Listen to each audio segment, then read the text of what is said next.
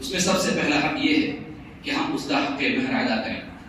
حق مہر اگر ادا نہیں کیا ہے تو ایسی شادی اور ایسا نکاح نبی کریم صلی اللہ علیہ وسلم کی حدیث کے مطابق صرف زنا ہے.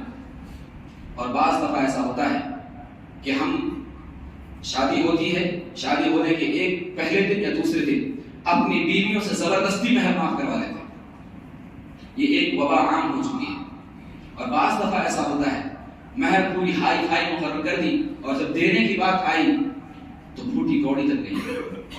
اپنی ناک اونچی رکھنے کے لیے لوگ بڑی بڑی مہر کی بات کرتے ہیں، حالانکہ نبی کریم صلی اللہ علیہ وسلم نے فرمایا مہر کو مختصر رکھنا یہ مستحب ہے، اور جو مہر مقرر ہو وہ مہر بیوی کو ادا کر دیا جائے. جب تک ادا نہیں کیا جائے گا تب تک وہ زنا ہے.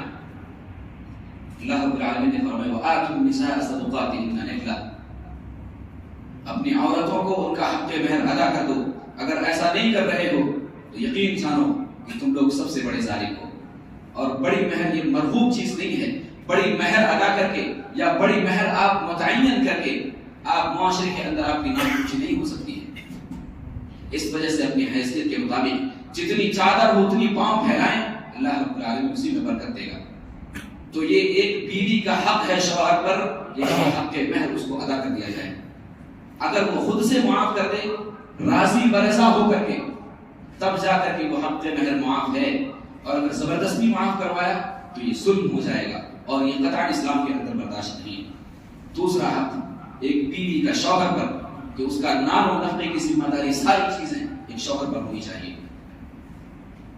اگر کوئی عورت اس بات کا تقاضا کرتی ہے کہ ہمیں نوکری کرنی ہے یا ہمیں جاب کرنا ہے یا کوئی اور طریقہ اختیار کرنا ہے تو شرعی حدود کے اندر رہ کر کے اس کو اجازت دی جا سکتی ہے.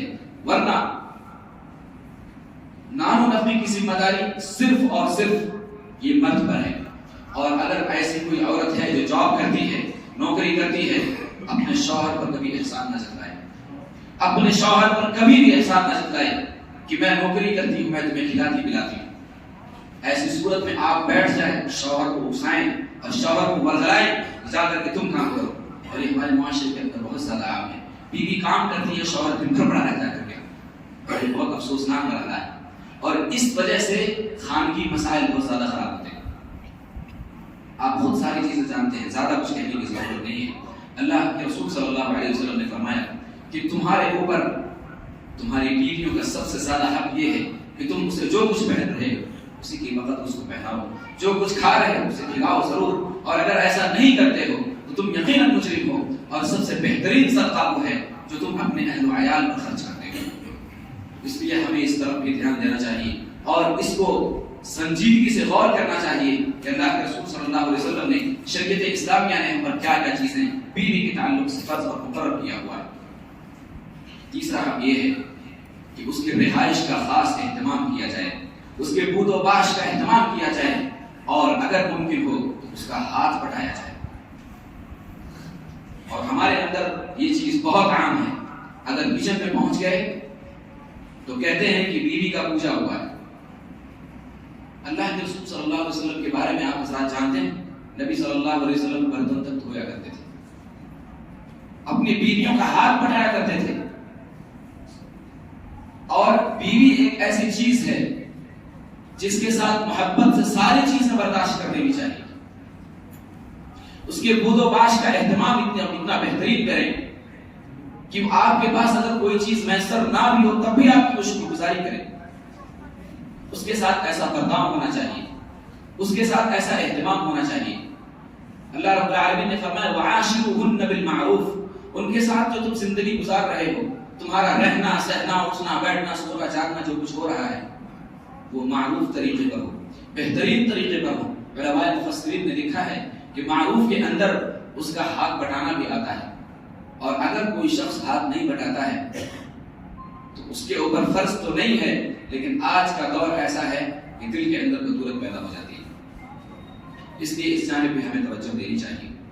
چوتھا حق یہ ہے کہ اس کے ساتھ حسن سلوک کیا جائے، بیوی کے ساتھ حسن سلوک کیا جائے، اس کو مارا پیٹا نہ جائے، اس کو گالی نہ دی جائے. اس کو برا بھلا نہ کہا جائے، اس کے ساتھ ظلم نہ کیا جائے، اور اگر ایسا کوئی شخص کرتا ہے تو نبی کریم صلی اللہ علیہ وسلم کی سنت کی مخالفت کر رہا ہے۔ نبی صلی اللہ علیہ وسلم نے فرمایا اکمل المؤمنین ایمانا احسنهم اخلاقا خیارکم خیارکم لنسائهم، کامل مومن وہ شخص ہے جو اپنے اخلاق کے اعتبار سے سب سے زیادہ اعلیٰ، اور نبی صلی اللہ علیہ وسلم نے فرمایا کہ تم میں سے سب سے بہتر وہ انسان ہے جو اپنی بیوی کے لیے بہتر ہو۔ جلوت میں ظاہری طور پر ہر کوئی انسان کہتا ہے کہ ہمارے رشتے بہت بہتر ہیں، ہماری بیوی ہم سے بہت زیادہ خوش ہے، لیکن خلوت کی بات اگر کی جائے تو خلوت کا معاملہ بہت خطرناک ہو چکا ہے، اور ایسے ایسے کیسز، ایسے معاملے سامنے آتے ہیں کہ انسان سر پر ہاتھ رکھ لے۔ اس وجہ سے ہمیں اپنی بیویوں سے اچھے اخلاق سے پیش آنا چاہیے۔ ہماری بیویاں ہمارے لیے، ہمارے بچوں کے مستقبل کے لیے سب کچھ ہیں۔ اللہ رب العالمین کی ذات اور اس کی اطاعت اور اس کی فرما برداری ساری چیزیں ضروری ہیں، لیکن ایک بیوی کے ساتھ بھی حسن سلوک رکھنا یہ بھی ایک سارے معاشرے کے لیے سب سے بہترین کردار ہے۔ اس جانب ہمیں توجہ دینی چاہیے۔ اور پانچویں چیز یہ ہے کہ اسے سکون کی زندگی عطا کرو، اسے سکون کی زندگی عطا ہونی چاہیے، اس کے سر پر ہمیشہ سوار مت رہا کرو۔ اگر کھانے میں نمک کم ہو گیا، کوئی اور چیز ٹوٹ گئی، اس کی وجہ سے ہماری زبان پر سب سے پہلے کون سا لفظ آتا ہے کہ یہ ناکارہ عورت ہے۔ جب سے یہ گھر میں موجود ہے تب سے ہمارے گھر میں حسن چھا گئی ہے، ساری چیزیں ٹوٹ رہی ہیں، سارے معاملات بگڑ رہے ہیں، بزنس میں لاس ہو رہا ہے۔ یہ تمام کی تمام چیزیں مشرکانہ چیزیں ہیں۔ اپنی بیویوں کے ساتھ حسن سلوک کرو اور سکون کی زندگی عطا کرو۔